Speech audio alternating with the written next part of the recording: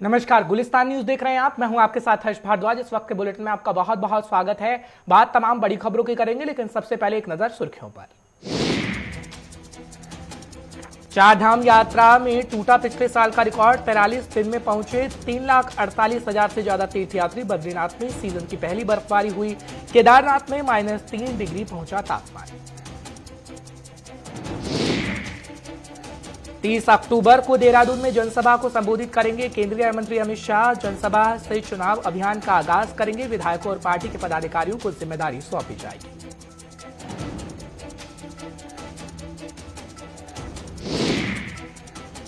और देवभूमि में कोरोना की रफ्तार में बेहद कमी आई। 24 घंटे में महज 17 नए मरीज सामने मिले। एक भी मरीज की नहीं हुई मौत। सक्रिय मामलों की संख्या 150 के करीब पहुंची।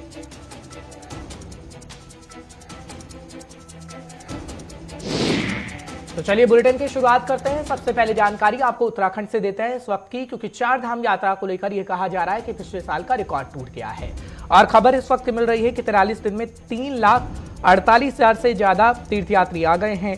बद्रीनाथ में सीजन की पहली बर्फबारी इस वक्त हो रही है। हालांकि केदारनाथ में -3 डिग्री तापमान जा पहुंचा है, लेकिन चारधाम यात्रा में दर्शन करने वाले यात्रियों का लगातार पहुंचना हो रहा है। जानकारी आपको इस वक्त की बड़ी दे रहे हैं, क्योंकि केदारनाथ धाम ऐसा धाम जहां पर लोगों का पहुंचना होता है। जब चारधाम यात्रा का सिलसिलेवार से हम ढंग करते हैं, जिक्र करते हैं, तो लोगों का पहुंचना हो रहा है। पिछले साल का रिकॉर्ड टूट चुका है और आपको जानकारी इस वक्त की बड़ी दे रहे हैं, क्योंकि अगर हम बात करें 43 दिन की, महज 43 दिन में 3,48,000 से ज्यादा तीर्थयात्री आ गए हैं। हालांकि हमने प्राकृतिक आपदा देखी और प्राकृतिक आपदा के बीच भी लोगों का आना जारी रहा चारधाम यात्रा में, क्योंकि चारधाम यात्रा पहले कोरोना को लेकर बंद कर दी गई थी, जिसके बाद थोड़े दिनों पहले कोर्ट के अंदर ये मामला था और कोर्ट ने राहत देते हुए चारधाम यात्रा के लिए बात कही कि चारधाम यात्रा को खोला जा सकता है, लेकिन कोरोना गाइडलाइन का पालन करना होगा। हालांकि सीएम की तरफ से भी ये कहा गया था कि हम पूरी कोशिश कर रहे हैं कि चारधाम यात्रा को खोला जा सके,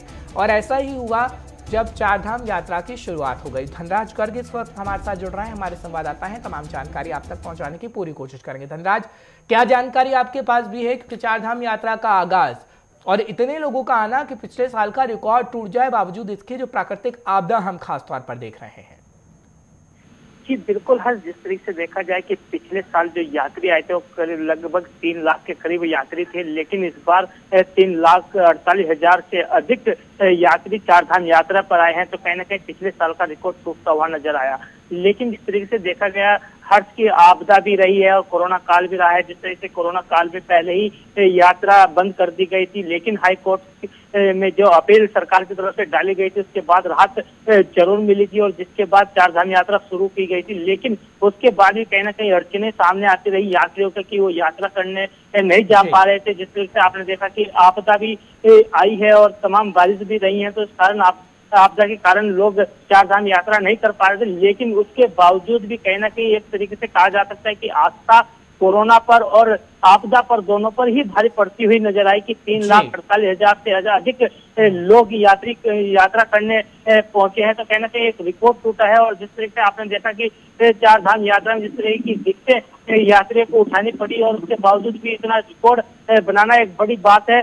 और वहीं आपको ये भी बता दें कि जिस तरीके से यदि ये चारधाम यात्रा में ये अड़चने न आती तो कहीं ना कहीं ये आंकड़ा बहुत अधिक हो सकता था। हाल ठीक है धनराज, लेकिन अभी क्या यात्रियों का आना लगातार जारी है? क्योंकि प्राकृतिक आपदा में हमने खास तौर पर देखा था कि यहाँ लोगों को परेशानी हो रही थी, तो अपील की जा रही थी कि आप अपना खास ख्याल रखें, और जो होटल था उसमें भी छूट दी गई थी जब पर्यटक ज्यादा दिनों तक वहां पर रह पाएंगे। लेकिन एक हुजूम सा हम देख रहे हैं, क्या लगता है कि अभी यहीं पर सिलसिला थमेगा? क्योंकि कुछ दिन बाद चारधाम यात्रा बंद हो जाएगी खास तौर पर, और हम देखेंगे कि आगमन लोगों का कम हो सकेगा, लेकिन ऐसा लग नहीं रहा है। आगे आने वाले समय में और यात्री आ सकते हैं क्या?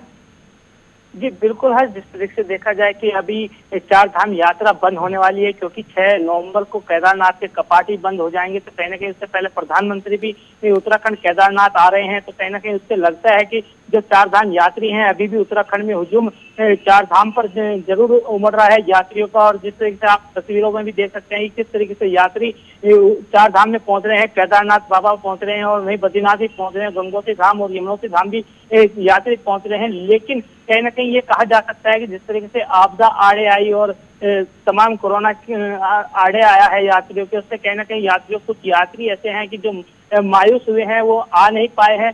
तो कहीं ना कहीं अब जो यात्रा जब अगली बार जब शुरू होगी तो जरूर यात्रियों का हुजूम दोबारा से एक बार फिर उमड़ेगा हर। लेकिन अभी ये कहा जा सकता है कि अभी 5 तारीख होने में लगभग 5 से 7 दिन बाकी हैं और इस दौरान कहीं ना कहीं लाखों की तादाद में यात्री केदारनाथ और चार धाम पहुंच सकते हैं।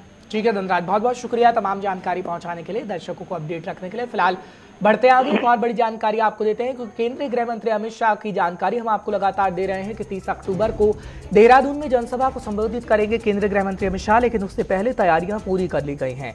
और बड़ी जानकारी इस वक्त मिल रही है कि जनसभा से चुनाव अभियान का आगाज कर दिया जाएगा, विधायकों और पार्टी के पदाधिकारियों की जिम्मेदारी सौंप दी जाएगी और उत्तराखंड वासियों को नई सौगात तो देंगे ही केंद्रीय गृह मंत्री अमित शाह। उसकी जानकारी तो खैर हम आपको दे ही रहे हैं, लेकिन पूरी तैयारी पार्टी की तरफ से कर ली गई है और विधायकों और पार्टी के पदाधिकारियों को जिम्मेदारी भी सौंप दी गई है। बड़ी खबर, बड़ी जानकारी आपको इस वक्त की देने की कोशिश कर रहे हैं क्योंकि उत्तराखंड वासियों को नई सौगात देने का सिलसिला तो जारी रखा जाएगा, लेकिन पार्टी को और कितना मजबूत आगे आने वाले समय के लिए किया जाए उसको लेकर खास तौर पर बातचीत हो जाएगी। और बड़ी खबर हम आपको इस वक्त ही दे रहे हैं क्योंकि 30 अक्टूबर का वो वक्त होगा जब देहरादून में जनसभा को संबोधित करेंगे केंद्रीय गृह मंत्री अमित शाह। और जानकारी इस वक्त की आपको बड़ी देने की कोशिश कर रहे हैं क्योंकि जनसभा से चुनाव अभियान का आगाज करेंगे केंद्रीय गृह मंत्री अमित शाह और जब चुनाव रैली को संबोधित करेंगे और खास तौर पर सीधे सीधे जनता से जब संवाद किया जाएगा तो बताने की कोशिश की जाएगी कि किस तरीके से बीजेपी उत्तराखंड के अंदर काम कर रही है और आगे आने वाले समय में भी उत्तराखंड के लिए काम करेगी बीजेपी। फिलहाल आपको जानकारी बड़ी देने की कोशिश कर रहे हैं धीरेन्द्र प्रताप सिंह इस वक्त हमारे साथ जुड़ रहे हैं, हमारे संवाददाता हैं, माफ करिएगा ब्यूरो चीफ हैं उत्तराखंड से। तमाम जानकारी आप तक पहुंचाने की पूरी कोशिश करेंगे।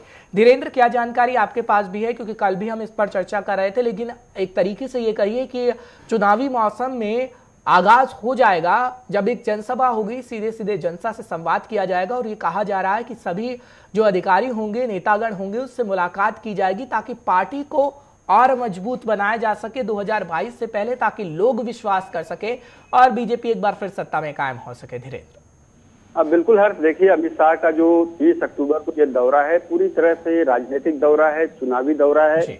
और इस एक दिवसीय दौरे में अगर उनके कार्यक्रमों की सूची देखी जाए तो पूरी तरह साबित हो जाता है कि अमित शाह जब 30 अक्टूबर को देहरादून के बन्नू स्कूल के मैदान में दहाड़ेंगे तो उनके मुखारबिंद से बहुत सारे चुनावी दावे और बहुत सारे चुनावी वादे भी निकलेंगे।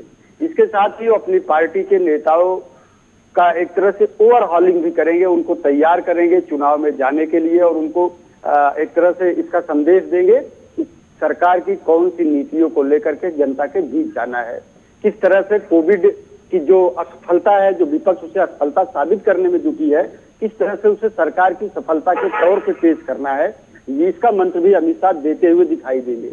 आपको बता दें कि जिस तरह से उनकी रैली की तैयारियों की बैठकें हो रही हैं, कल से जो प्रदेश अध्यक्ष है मदन कौशिक, कैबिनेट मंत्री धन सिंह रावत, उन लोगों ने जब कल वहां पे कार्यक्रम स्थल का दौरा किया तो मीडिया से अनौपचारिक बातचीत में ये भी कहा कि अमित शाह के दौरे के साथ ही हमारा चुनावी अभियान शुरू हो जाएगा, उसका श्रीगणेश हो जाएगा और कार्यकर्ता पूरी तरह से कमर कस के चुनावी मैदान में उतर जाएंगे। और उनका जो देहरादून के प्रभारी मंत्री हैं वो कैबिनेट मंत्री भी हैं, पूर्व प्रदेश अध्यक्ष भी हैं, उन्होंने भी तमाम बैठकों में यही कहा कि बीजेपी जो कहती है वो करके दिखाती है और प्रत्येक जो नगर है, महानगर है, वहां से प्रत्येक मंडल को पार्टी के 2000 कार्यकर्ता लाने हैं और जो ग्रामीण इलाके वहां से भी 500 से 1000 के बीच की संख्या पार्टी पदाधिकारियों को दी गई है। यानी आप समझ सकते हैं कि एक विशाल महारैली का आयोजन बीजेपी 30 अक्टूबर को कर रही है और उसके बाद अमित शाह यहाँ से रैली पहले आते ही सुबह 9 बजे वो जॉलीग्रांट एयरपोर्ट पहुंचेंगे, वहां से सेफ हाउस जाएंगे बीजापुर में और वहां पे पार्टी पदाधिकारियों की बैठक लेंगे।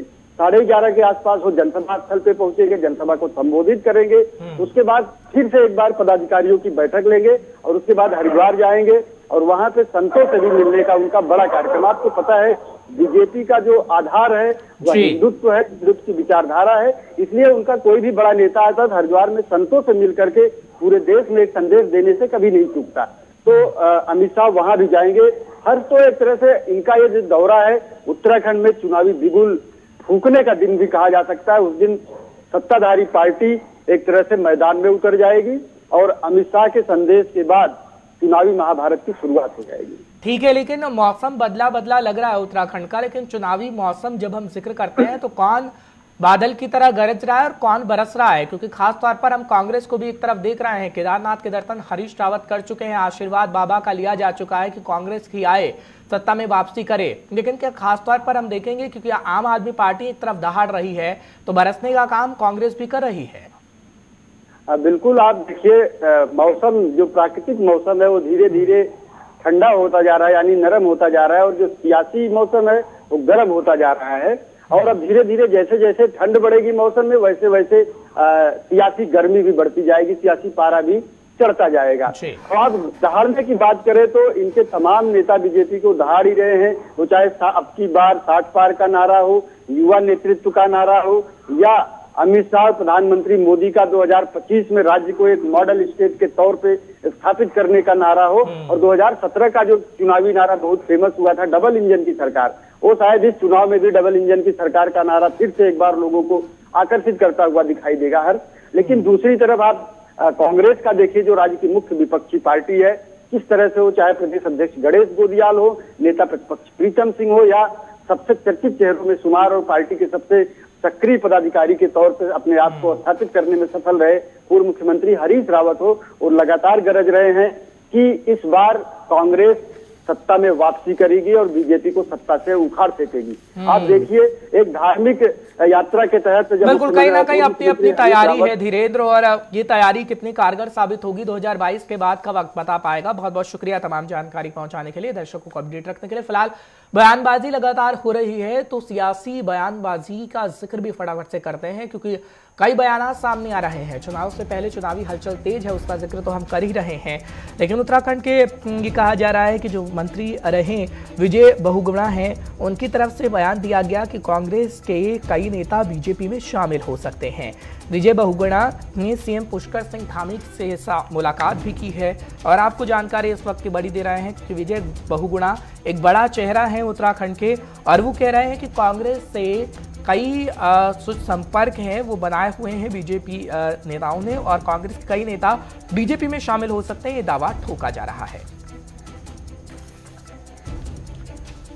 फिलहाल बढ़ते हैं आगे और एक और बड़ी जानकारी देते हैं, क्योंकि खास तौर पर जब ये बयानबाजी सामने आई तो हरीश रावत ने तंज भी कसा, और बयानबाजी जब तेज हो रही है तो इसी पर पलटवार करते हुए हरीश रावत ने कई बातें कही हैं, और वो कह रहे हैं कि बहुगुणा जब बेरोजगार हो गए थे तो उन्हें रोजगार मिला था कांग्रेस के शासन में।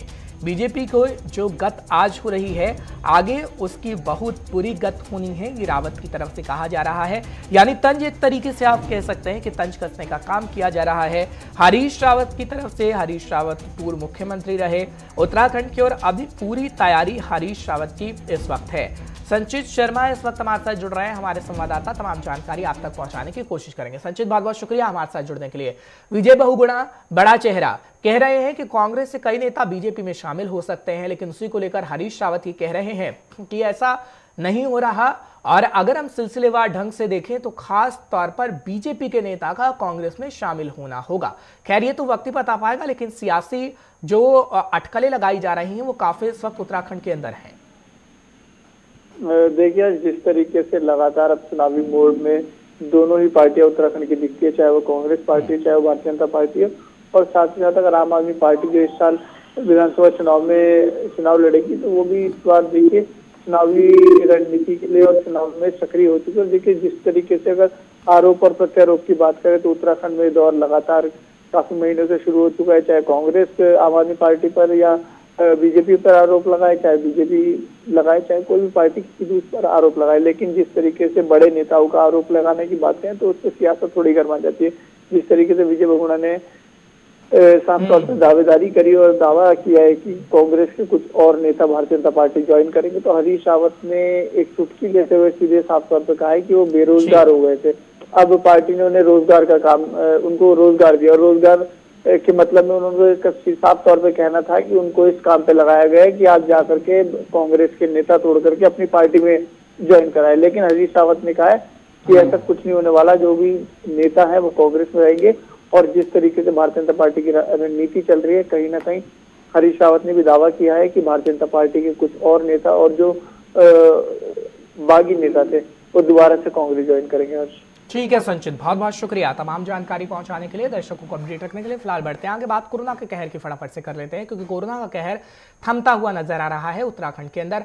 और स्वास्थ्य मंत्रालय के आंकड़े क्या कुछ कहते हैं वो आपको फटाफट से बताते हैं। देवभूमि में कोरोना की रफ्तार में बेहद कमी आ गई है। खासतौर पर ये कहा जा रहा है कि जो मामले हैं वो 24 घंटे में महज 17 आए हैं। और साथ ही साथ आपको बता दें कि 18 मरीज ठीक होकर घर गए हैं 24 घंटे में। एक भी मरीज की मौत नहीं हुई है। सक्रिय मामलों की संख्या 150 तक बताई जाती है। बड़ी खबर, बड़ी जानकारी इस वक्त आप तक पहुंचाने की कोशिश कर रहे हैं, खासतौर पर कि देवभूमि में कोरोना की रफ्तार में बेहद कमी आ गई है। बड़ी जानकारी इस वक्त की। हालांकि अगर बात करें तो सावधानी, सतर्कता बरतनी होगी। अगर आपने ऐसा नहीं किया तो कोरोना आपके दरवाजे पर भी दस्तक दे सकता है। फिलहाल बड़ी खबर, बड़ी जानकारी आपको दे रहे हैं कि किस तरीके से कोरोना का कहर बना हुआ था, लेकिन अब हालात धीरे धीरे सामान्य हो रहे हैं। लेकिन आप सोशल डिस्टेंसिंग का पालन करिए। आप खासतौर पर अपने हाथों को अच्छी तरह धोइए, सैनिटाइज का इस्तेमाल करिए। और अगर हम बात करें चेहरे पर मास्क लगाने की, तो मास्क कहीं ना कहीं चेहरे से गायब होता जा रहा है, लेकिन वो आपके लिए ठीक नहीं है। आपको चेहरे पर मास्क लगाना होगा। बड़ी खबर, बड़ी जानकारी इस वक्त को आप तक पहुंचाने की कोशिश कर रहे हैं, क्योंकि खासतौर पर ये कहा जा रहा है कि सक्रिय मामलों की संख्या 150 तक जा पहुंची है। बात आम आदमी पार्टी की फटाफट से करते हैं, क्योंकि केजरीवाल जहां उत्तराखंड में लगातार बातें कह रहे हैं, तो पंजाब के अंदर भी वो पूरी जद्दोजहद कर रहे हैं कि 2022 में सरकार बनाई जा सके। आज ही कहा जा रहा है कि किसानों और कारोबारियों से मुलाकात करते हुए अरविंद केजरीवाल, जो दिल्ली के सीएम है, वो नजर आएंगे। कृषि कानूनों को लेकर चर्चा की जाएगी। अमरिंदर सिंह जिस तरीके से कई बातें कह रहे हैं किसानों को लेकर, वैसे ही रणजीत सिंह चन्नी कह रहे हैं, और उसी तरीके से सीएम केजरीवाल भी कह रहे हैं। यानी बड़ा वोट बैंक किसान है, उन्हें साधने की कोशिश हर एक पार्टी कर रही है। और उसी कड़ी में हम देख रहे हैं कि आम आदमी पार्टी के संयोजक, आम आदमी पार्टी के मुखिया, दिल्ली के सीएम अरविंद केजरीवाल 2 दिवसीय दौरे पर पंजाब जा रहे हैं और किसानों और कारोबारियों से खासतौर पर मुलाकात की जाएगी। बड़ी जानकारी, बड़ी खबर हम आप तक पहुंचाने की कोशिश कर रहे हैं, क्योंकि पंजाब में सभी सीटों पर आम आदमी पार्टी चुनाव लड़ रही है और 2022 के अंदर ये ऐलान भी कर दिया गया है। नवदीप छाबड़ा इस वक्त हमारे साथ जुड़ रहे हैं, हमारे सीनियर साथी हैं, पंजाब से रीजनल हेड है। नवदीप, बहुत बहुत शुक्रिया हमारे साथ जुड़ने के लिए। नवदीप, पंजाब के अंदर किसान एक बड़ा वोट बैंक माना जाता है। अमरिंदर सिंह को हम देख रहे हैं कि वो कह रहे हैं कि किसानों के मुद्दे पर हम बातचीत करेंगे। केजरीवाल अब कह रहे हैं कि किसानों से मुलाकात की जाएगी, बातचीत की जाएगी। सीएम चन्नी भी यही कह रहे हैं। तो हर एक पार्टी का फोकस सीधा सीधा किसान है, लेकिन आज सीएम जब पहुंच रहे हैं तो किसान और कारोबारियों से खास तौर पर मुलाकात की जानी है। नवदीप, देखिए, बिल्कुल किसान एक बहुत बड़ा वोट बैंक है, कृषि प्रधान राज्य है पंजाब। और हर्ष, आप देखिए कि पंजाब के करीब 70% लोग सीधे और असीधे तौर पर कहीं ना कहीं कृषि सेक्टर से जुड़े हैं। इस वजह से यही कारण माना जाता है कि कोई भी सरकार जब बनती है तो उसका किसानों और कम से कम जो यहाँ का जो एक ऐसी वर्ग है उसका समर्थन मिलना बहुत ज्यादा जरूरी है। क्योंकि पंजाब के अंदर आप देखिए किसान आंदोलन चल रहा है, तो ऐसे में कोई भी सरकार नहीं चाहती किसानों की नाराजगी मोल ली जाए। तो अब आज 11 बजे ट्रेन के जरिए जब केजरीवाल संगरूर पहुंचेंगे, उसके बाद वो सीधा भगवंत मान के घर जाएंगे और उसके बाद मानसा के अंदर, क्योंकि मानसा एक ऐसा इलाका है, मैं आपको बताना चाहूंगा हर चीज, जिसमें पंजाब की कई बड़ी जो किसान संगठन है उनको जन्म दिया। और जो आज पंजाब के अंदर जो बड़े नेता हैं, 30 से 31 किसान संगठन जो दिल्ली के अंदर आज बैठे हैं, उसमें भी मानसा जिले का बहुत बड़ा रोल है। और मानसा जिले के अंदर ही सबसे ज्यादा एजिटेशन की शुरुआत जो है वो संगरूर, मानसा, बठिंडा जैसे इलाकों के अंदर होती है।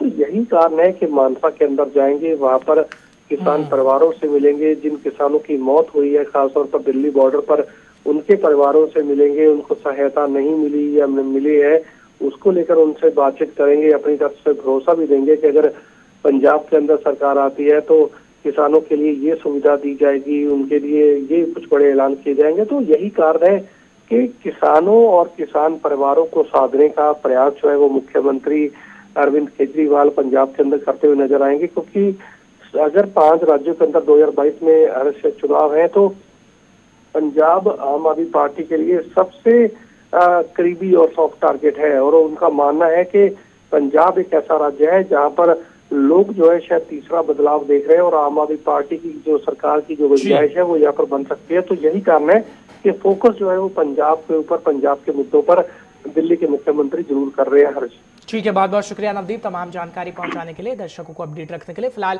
बढ़ते आगे, एक और बड़ी जानकारी आपको देते हैं, पंजाब से ही है। दरअसल कैप्टन अमरिंदर सिंह आज केंद्रीय गृह मंत्री से मुलाकात करने जा रहे हैं। खबर इस वक्त की बड़ी मिल रही है, दिल्ली में गृह मंत्री अमित शाह से मुलाकात करेंगे, किसानों के मुद्दे पर बातचीत की जाएगी। ये खबर इस वक्त की आ रही है। कृषि कानूनों को लेकर अमरिंदर सिंह चर्चा करेंगे केंद्रीय गृह मंत्री से, किसानों के आंदोलन पर बात होगी, क्योंकि पिछले दिनों उनकी तरफ से ऐलान किया गया था कि हम केंद्र से किसानों के मुद्दे पर बातचीत करेंगे, अपनी नई पार्टी बनाएंगे और अगर किसानों का मसला हल होता है तो खासतौर पर बीजेपी के साथ भी गठबंधन किया जा सकेगा। यह ऐलान खुद पंजाब के पूर्व सीएम कैप्टन अमरिंदर सिंह की तरफ से किया गया था, उसकी जानकारी हम आपको दे रहे हैं। लेकिन आज मुलाकात होनी है केंद्रीय गृह मंत्री से और बड़ी खबर और बड़ी जानकारी हम आप तक पहुंचा रहे हैं।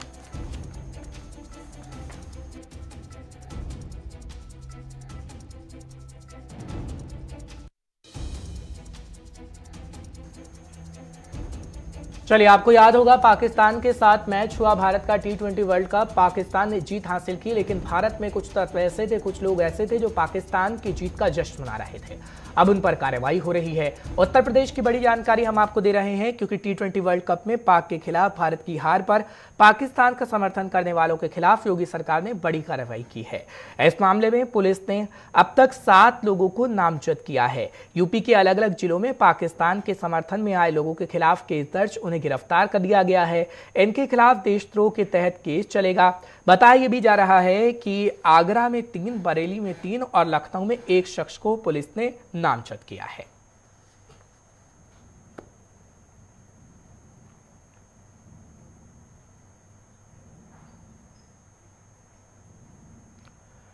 तो भारत के अंदर वैक्सीनेशन की प्रक्रिया चल रही है, लेकिन अब घर घर जाकर टीका लगाया जाएगा। वो कैसे होगा, उसकी ज्यादा जानकारी दे रहे हैं हमारे संवाददाता हैदर अली। उनकी एक खास रिपोर्ट आप देखिए। देश में कोरोना को खत्म करने के लिए वैक्सीनेशन अभियान चलाया जा रहा है। अभी कुछ दिन पहले ही 100 करोड़ लोगों को वैक्सीन लगाई गई है। आपको बता दें, 77% ऐसी आबादी है जिसको कोरोना की वैक्सीन की फर्स्ट डोज लग चुकी है। वहीं 32% आबादी ऐसी है जिसको कोरोना की दोनों खुराक लग चुकी हैं। बात करें 10 करोड़ अभी भी ऐसे लोग हैं जो सेकंड डोज जिनको लेना है, लेकिन उन लोगों ने अभी तक सेकंड डोज नहीं ली है वैक्सीन की।